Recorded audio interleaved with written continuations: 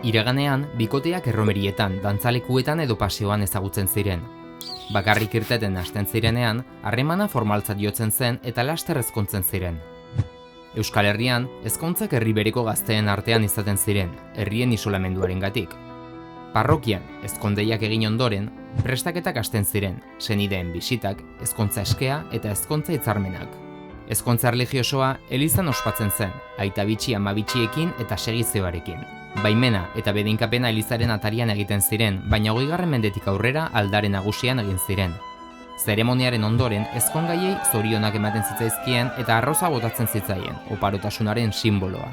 Ospakizunak hainbat egun iraun zezakeen familiaren ekonomiaren arabera. Ezkontza zibilak gutxi ziren eta ez zuten erlijiosoek zuten solemne izaera. Ezkontza hitzarmenak dotea barne hartzen zuen, kanpotik zetorren ezkongaiaren ekarpen ekonomikoa edo ondasunak. Arreoa edo ezkontza puskak ere bazeuden, arropa, lanabesak eta etxeko tresnak biltzen zituena. Honen leku aldaketa, etxe sartzea, ezkongai berria etxean onartzeko errituala zen. Idigurdi apainduan egiten zen, senide eta lagunek opariak ekarri eta ongi etorri bazkaria ospatzen zutelarik. Ezkontza argazkilaritza 19. mendean sortu zen, estudioetako erretratuen bidez zabalduz. 20. mendean, kamara eramangarriekin zeremonia eta ospakizunak dokumentatzen hasi ziren.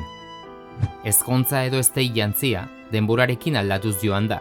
Aintzina, kolore desberdinak erabiltzen ziren, zuria doluarekin lotua zegoelako. Victoria erreginak 1840an ezarri zuen zuriz janztearen moda, eta Bigarren Mundu Gerraren ondoren hedatu zen. Hala ere, belaunaldi askotan, euskal emakumeak beltzez ezkontzen ziren, zorte txarraren aurkako babesa izateko eta eraldaketaren sinbolismoarekin lotuta.